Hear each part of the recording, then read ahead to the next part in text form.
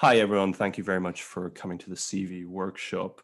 The point of this workshop is to give you the tips and concepts around how to create a winning CV that's strong enough to get you through some of the most competitive industries like finance and consulting.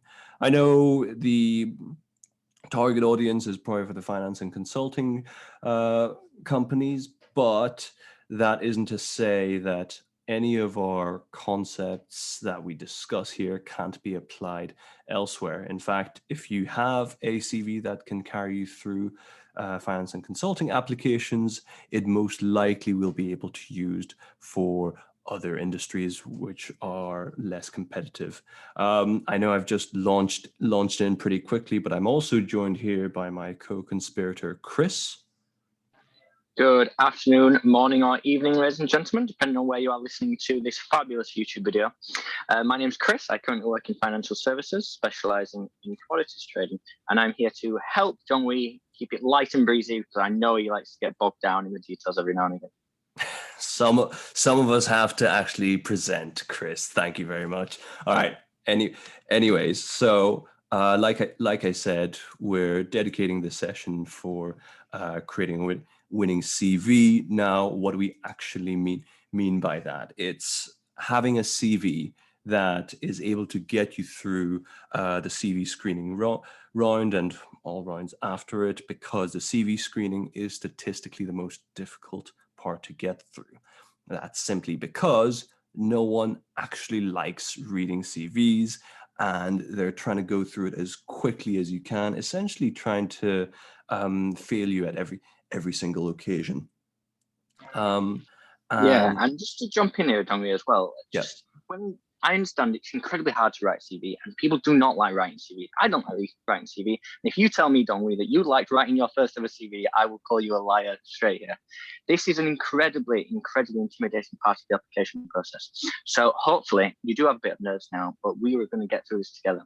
It's not an easy thing, and we do understand that. Absolutely.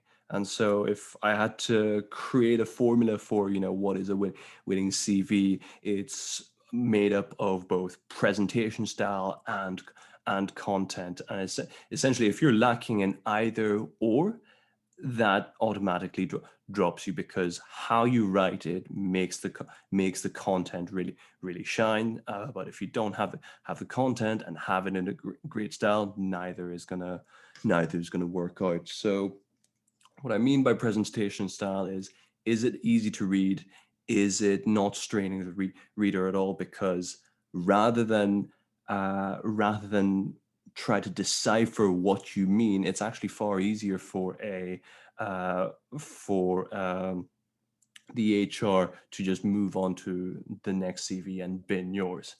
Then have you included only the most relevant details? Because like it or not, a CV is not supposed to include everything that you did. It's only the most relevant topics, experiences, skills to a particular position. And then in terms of content, it's about, can you provide evidence and sell yourself, which is going to be the latter half of our conversation, which I can get to later. But for now, what we're going to go through is the presentation style guide, how you're supposed to lay out your CV. This section, guys, I'm gonna go through it rather quickly because I think it's very self-evident, and we provide you links to formats which are highly self-explanatory as well. So the key concept that I want to convey is how important it is to have a one-page CV. Chris, for example, how often do you completely ignore the second page of a two-pager? Oh, we go way beyond that, don't we? If something comes in with a two-page CV, it's going straight out the window. No use to me. I'm not reading it. I normally get about 46 seconds to read one of these. 2 pages. Don't bother. Oh wow, you get 46 seconds. That's particularly generous. Well, I'm not saying I've timed that down to the millisecond, mate, but it's definitely not 60 that I get. Yeah, absolutely. So the things that we're talking about here are things that are industry standard.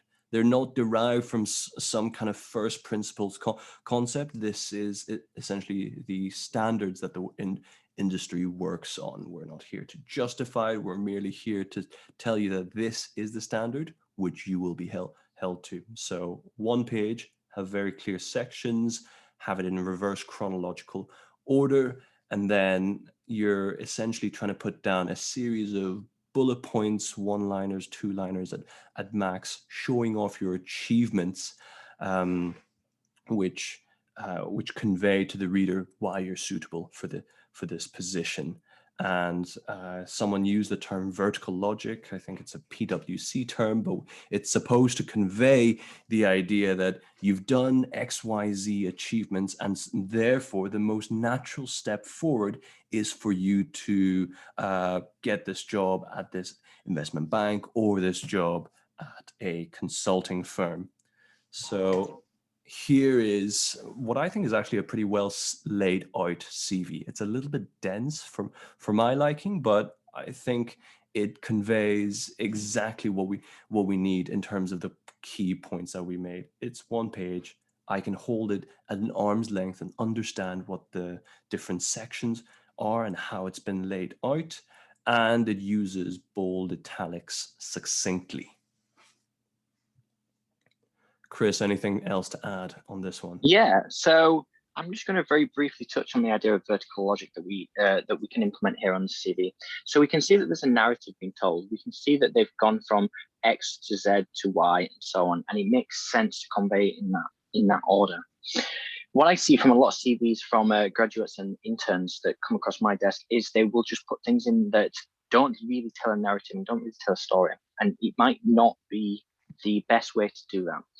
Yes, it's important to have content in. We're from Imperial, we're scientists by default, but for God's sake, make it easy for someone to understand and be able to tell the story.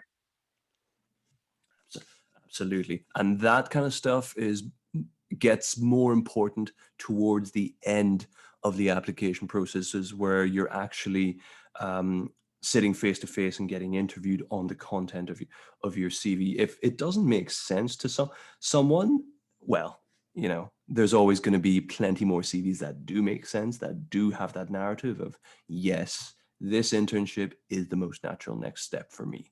So hopefully by the end of this talk, you'll be able to improve your CV to not make that mistake. So when we're going through the first section here, the red, by the way, is the general format that you should take. It's like it is self-evident here.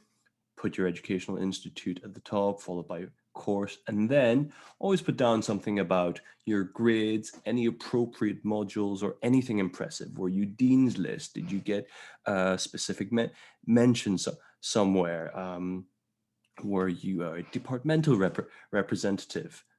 Things like that could go here, or you could potentially put the departmental representative down further below, depending on which. But again, only put down appropriate modules. That appropriate is there for a reason. For example, if we go to Sarah Sample's CV, this person is clearly applying for something in finance, yet they've got things about thermodynamics 1 and 2, which I don't really see having any kind of relevance here. And also, another point is that you're always going to be struggling for space. So they've dedicated an entire line just to fit this in, which isn't even relevant. So I would advise against that. Same thing here with the word responsibility. And then when we go down to work experience, here you've got some examples of how you could potentially say it out. I always recommend people having a short description, especially if it's a company that people wouldn't have heard of in the financial services industry. I remember I had a mentee who wrote that she worked at some place in Southeast Asia. And whenever I asked her about that, she said, "Oh, it just happens to be the largest services comparison website in all of Southeast Asia." Now, my dumbass, not realizing this, thought, "Oh, okay, that must be a no-name place." But when she puts it like that, you're like, oh, my ears have perked up. That implies status and gravitas. And then the first bullet point should always be about the context and scope of responsibility. How many people were you working with? With what team? What were you trying to build, analyze, review, or whatever? And then another point is that everything is in the past tense. Again, industry standard. The other lines should be about what you did, back it up with numbers and results. Sure, you may have analyzed some data. How much data? How many millions of rows? For what time period? None of these things are obvious to a reader, and you really need to spell it out. And one thing that I try to suggest to people is get someone else to read it with an incredibly inquisitive eye. Someone preferably who doesn't know your experience hugely well, and that will reveal to you all the things that you glossed over. Absolutely. What I recommend is giving it to a friend and saying, please tear this to pieces. And if they can give you any form of feedback at all, I would never dismiss anything. The amount of valuable feedback you can get from a friend that doesn't specifically know about these instances on your CV can be so invaluable. Absolutely. And just remember, guys, it's far easier for someone reading your CV to move on to a different person rather than try to understand it. I always recommend people don't make your reader think too much. Thinking's effort that could be spent elsewhere. And the final line is nice if you can have any accolades or results from your efforts. For example, this Uber part, managers recommended my procedure to be used in Uber operations in different countries. That's a nice little tie-in to what your efforts meant in the larger context. Ranked top of analyst class based on reviews by managers. Again, a nice little thing to bring everything back together. And then in the additional information section, usually at the very bottom of your CV,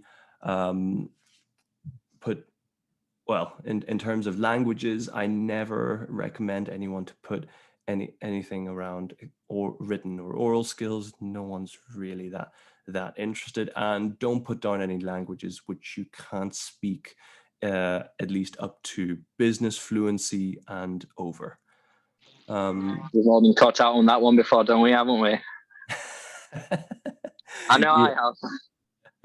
Yeah. There's some hilarious stories about people who've put down like, oh, I speak Cantonese or Mandarin, only to have an actual Mandarin speaker in front of them just say hi, how are you in Mandarin, and for them to freeze up. Needless to say, they did not proceed to the next round. I also find that it's good to have interest at the bottom. You would be surprised by how many times people have commented on the interests in the places, especially where I got my job. People have always commented on the interest, like, oh, are you into podcasts? Are you into this? Are you into that? What you want to have is a small number of things which you are highly knowledgeable and passionate about, which you have excelled at. An example here, if you say powerlifting, mention that you've done something impressive like the Atlas challenge, or if you're into fitness, that you've done an Ironman. And always be ready to expand on these if you're asked. Fantastic words on interest there, don't we? Just a quick note from me. The most popular thing that is put down on interests are reading and traveling. Do you never send a CV to me that says reading or traveling on, or any financial institution? It is implied that you are an interesting person by applying for this position. It is by default expected that you like reading and traveling. If you don't like reading and traveling, that's more notable. Do not put the generic things on here, because this is your one chance to stand out. Please don't let yourself down by saying generic things such as reading and traveling. Absolutely. For example, hobby of mine is to cook. When I'm asked about the cooking part, I mention, "Oh, I'm the person who cooks the Christmas dinner at my house." I once Thanks for the invite, practiced. don't we? I once practiced how to get the crackling right on pork belly with 15 different tries. So always have something interesting to back up those points with, so that you seem genuine and you come across as a person. And I'm going to put down some useful links as to what are some good standard templates that you can start using. And then the part, yeah, this part where I want to talk about what is relevant to put down on your CV, because, like I said before, the CV is not a record of everything that you've done. It is a record of the most relevant achievements to a particular role. Just remember, they're not here to read the Lord of the Rings and discern how you would be a useful candidate. It is there for them to tick the boxes and then move you onto the next steps. So in terms of the more relevant stuff, things like related work experience, related academics, they should go higher up on on the page, and they should have more lines dedicated to them. So for example, if you're wanting to go into trading, talk about your trading internship. That should be as high as possible in your work experience section and have the most lines dedicated to it. And then you should never forget about any related extracurriculars or hobbies. Say if you're interested in investing personally, because that again shows both domain specific knowledge and passion. And then don't forget about putting uh, putting experiences or achievements that show the aptitudes required in that role, but through non-specific ways. Fantastic way to do this is by having high positions in student societies. Yes, you might have been president of Biochem Society and not necessarily have the domain specific knowledge to be a trader, but you have the communication skills, you have the ability to build rapport, which all of which go into becoming a good trader, and that's what the reader is looking for. Um, Obviously, the reason why it doesn't come as high as the related work experience part is because you're not showing that domain specific knowledge, but still you should allocate some lines to that. And then going further down the list in the unrelated section, you're going to be conveying less and less lines to that, simply because it's just filling space rather than acting as a method of convincing the reader. Again, don't put down things like you love to travel. It's just weird if you don't. Yeah, I would like to just add at this stage, we've got some pretty high risk things on here. And if you are going for a trading job, then obviously it would be great if you have a trading internship. But I would like to point out that it's not the end of the world if you don't. It's really not.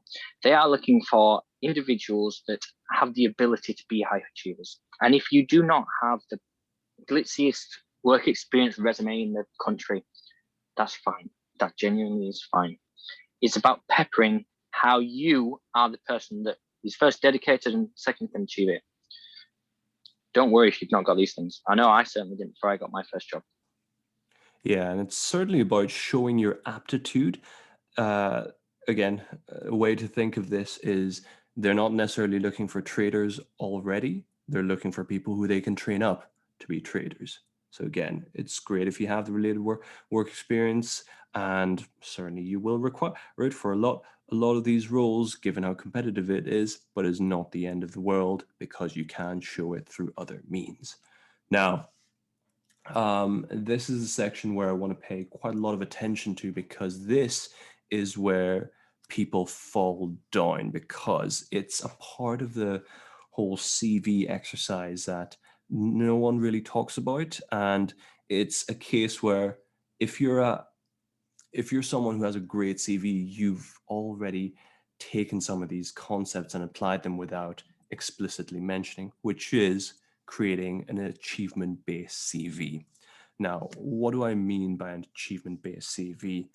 I mean something where you're letting your achievements speak for themselves to convince the reader. And an example of someone who doesn't particularly talk in achievement-based terms is someone like Donald Trump, where you look at his tweets, like, sorry, losers and haters, please don't feel stupid or insecure, it's not your fault. No one reads that and thinks that this person has a particularly high IQ. And this is meant to be an apolitical point, whether you're a fan of Donald or you're not. Either ways, you wouldn't use something like this to prove his intelligence. You would refer to something like his accomplishments as a proxy for measure of his intelligence. Yeah, absolutely. And this is definitely a pitfall that a lot of my mentees fall into very, very frequently. If you just say that you're good at something without evidencing it or giving an achievement based on it, as far as I'm concerned, you've not done it. Absolutely. And very simply put, letting your achievements speak for yourselves is the most effective way to convince someone. You know, you can say, I'm attractive, and no one will find you any more attractive. I'm smart, no one will find you smarter. But let's say, for example, if someone who didn't know Elon was interviewing him for some friggin' reason, and Elon wants to convince someone that he's smart, that he's got engineering prowess, all he would need to do is show the synchronized landing of two Falcon rockets touching down at the very same time. And that would give all the credibility that he would need to convince someone that he's a smart old chappy. Whereas the least effective way to convince someone is to tell them what to think. No one likes being told what to think. So the next slides we're going to go through is to show you how to do this in practice. What are the actual tactics to do this? Now, when we break down what's an achievement-based CV, I'm sure you're getting the picture here. You're going to use action words like led, organized, and analyzed. These are past tense verbs that show you taking initiative. And I'm not going to go through all of these things all of the action words, because you can just Google it. And what it essentially does is it shows you that you're non-passive, you like to get involved, and also it's succinct. If you think about it, back to the days when you were doing group projects, there's always that guy who doesn't pull their own weight. And what you want to show through your CV and through using these action words is that you're not that guy. You're always going to be someone who's going to be proactive, who's going to be volunteering themselves, because it's a tough job, it's a stressful job. If there are people on the team who aren't all in, it makes the process crap for everybody.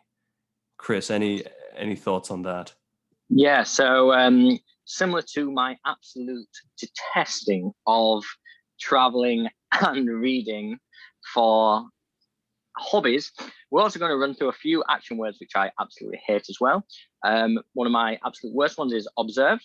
Observed, what, did you just look at somebody while they did something? That sounds, you can spin that so many more different ways, so many more better ways. For instance, learned or taught if you're teaching someone, etc. Some of my other absolute favorite ones, participated. Participated means you sat at the back of the room and did nothing. Don't give me that. You can spin it better. Shadowed. Shadowed is what people do when they just walk literally behind people. You can find so many different ways to try and articulate what you've actually done in certain situations. Please don't let me now by not consulting synonym.com. Definitely. And the second half of creating an achievement-based CV is to give evidence. Quantify your achievements. By the way, they do not have to be exact. Maybe you improve the process by 290%, not 300%. none of these companies are going to send round a forensic investigator for them to run up the tally, and also help the reader to visualize. Again, you don't want to make the reader think too hard on this. You want to essentially just feed them all that they need in order to paint a picture. Imagine it this way: I am not a fan of hiking, and if I knew nothing about the mountain regions in the world, and someone said, I climb Mount Everest, I'd be like, all right, okay, cool. Mount Everest must be pretty easy to climb. But instead, if you said I climbed up thousands of meters to summit Mount Everest, the tallest mountain in the world, where X% of the people who attempted fail year on year, there I'm thinking, wow, that sounds incredibly impressive, because you painted the picture and gave me the context and quantified. It's a heuristic that our minds make, where if you don't give me reasons why it was hard, I'll just think it's easy. So do try to sell yourself here. I think the moral of the story is we see so many CVs that just undersell things. For God's sake, this is your one opportunity to sell yourself. Tell them the numbers about why you're amazing. Tell them the percentages about why everyone's just not that good. Give them something to work with. They've got 40 seconds to look at the CV. Absolutely. Now, how do we actually do that? Well, look at the same CV that we talked about previously. In yellow are the action words. You can see that almost every single bullet point starts with an action word, for the precise reason that it's far more succinct. It shows you as a non-passive player, and there are plenty of ways highlighted in red where we've quantified and contextualized your impact. Like, if you just said I completed due diligence for a solar power plant purchase, it's like, okay, cool. Maybe you didn't work on anything big. But if it's a 200 million euro solar power plant, all of a sudden, I see that completely differently. And Want yeah, to know sorry, here, though, I wouldn't include any numbers that don't show things in a positive light. I do see a few bit of this from my mentees, where we have told them to quantify and conceptualize, and they do so in an excellent fashion, but the numbers they are giving are not entirely flattering. I'd be careful. If that was a 5 million solar power plant, yes. go maybe not, because just off the top of my head, doing some rough calculations, solar power plants are normally a lot more than 5 million. So what kind of budget one are you looking at? Exactly. So the final point about this is, once you do level up a little bit here, it's worth adding a bit of selective vagueness in here as well,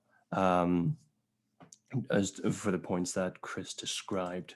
And this alludes to the points Chris raised earlier, but these are the words to use if you want to be stuck in recruitment hell forever, and you would deserve it, because all of these words make you out to look like someone who was just sitting back, maybe taking some things in, maybe not, and completely out of the entire process of the work. Let me remind you guys, yes, this might have been what you did, but it's more important about what you achieved and how you achieved it. Perhaps what you achieved is that you developed a new algorithm for trading S&P 500 futures. But what you did was listen to a series of presentations by your company strategists. Don't let the how necessarily cloud the what you achieved. Absolutely. Sell Yeah. yourself, one opportunity, just try your hardest here. It's not, and I think one of the most important things we've just touched on there is selective vagueness. You need to push what you've done. I'm not saying lie, never lie in a CV ever, but it is about being specifically vague when you feel an opportunity might be conveyed in a better light Also, on the PowerPoint participators, one of my favorites, never use it. Yeah, I do realize though, for people who've just done spring internships where it literally is all about just this stuff, yes, that is the one get out of jail free card. I will let you use a participated or learned. But there, what you do is you counterbalance that by being very specific about what you learned and what you managed to achieve after learning that. And going now on to common mistakes. The three kind of there's three kind of context and format related issues is having an overcrowded CV. You guys remember seeing the Sarah sample CV at the first half of this conversation. Usually that happens because people want to list everything you've done ever. And I promise you, not everything that you've done is relevant. So leave that out. And that hopefully lets you just space things out a little bit more. And a lack of context, well, at least the first type of those errors is one where someone can ask, why does this matter?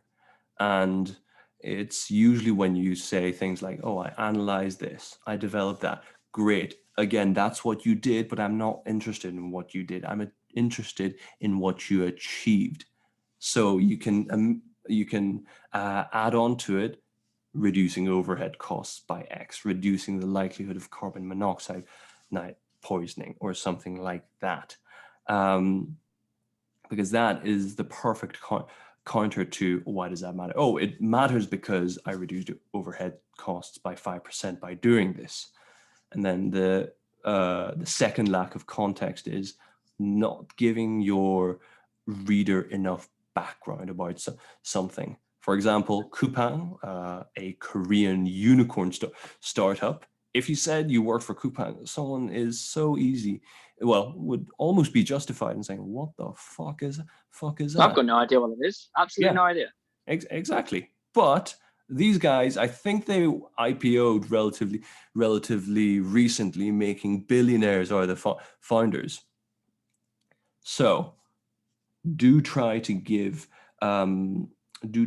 context behind these things, which is why we recommend adding a very short description of the company where it's needed. But I think the important part is about recognizing when this when this happens. So get someone else to read it backwards to try and find out where someone who's not experienced in your lived experience might have questions.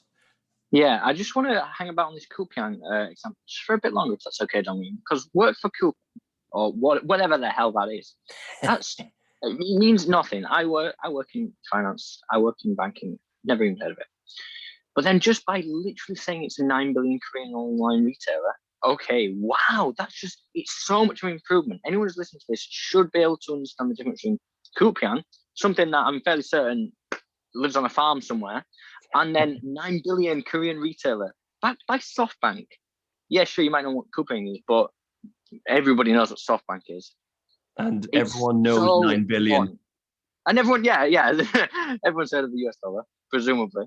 So yeah, it's just so important to actually articulate what things are. Treat these people like they don't know what they're talking about. Because actually, let's stay on that for a bit longer. They probably don't know what they're talking about. So never assume a higher level of intelligence than what is actually going on the table here, ladies and gents. Absolutely. Again, don't make someone strain to understand what you're talking about. If you're making someone strain, they're going to move on to someone else. And then Chris, do you want to just finish us off here? I was going to say, speaking of moving on, do you want another slide? Okay, I'll do this one then. Now, spelling mistakes, guys. No one should be making these. Use a spell checker. Read it through 3 times, 4 times, 5 times, however many times you need to do it. Hopefully, you spot the little joke in the sentence below. If You're any, hilarious. I try. If any of you guys are not sending PDFs, you've already failed. Reason being, PDFs lock in the format of your CV. All that precious time you went into making sure that your lines were aligned, columns were all squared up nicely. All of that is lost when someone uses a different version of Microsoft Office Word to open it. You don't get that when saving it as a PDF. Therefore, save it as a PDF. And then references ready on demand. That's some 80s shit that no one needs. No, I don't need to see that. Mm-hmm. Great. I would like to just some tips and tricks while we're still on this. Yeah, go ahead. About to end, so with spelling mistakes and things like this, just employ some form of double checking. And I don't mean just simply reading through very slowly. I personally read mine. I read the sentence backwards to see if it still makes some form of sense in my head, because analyzing something backwards is just an entirely different ballgame, and you will pick up mistakes. With the PDFs, just do it. Just do it. Nobody likes reading a Word document. No one likes things moving about. And references ready on demand, I am really not sure what you mean by acceptable in the 80s, if it's the Calvin Harris song or something a bit more nefarious there, don't we? But for God's sake, just get rid of it. Yeah, great. So guys, hopefully what this acts as an overview exercise, giving you in broad strokes, the most important concepts that you need to nail down when doing a CV. Hopefully that gives you help in getting over statistically the most difficult portion of the application process, and we'll be releasing, we'll have other videos soon enough discussing more in-depth topics with some live examples. Thank you, everyone. Absolutely. Thank you very much, everyone. Feel free to look us up on Facebook or any of the social media websites. Hopefully see you soon.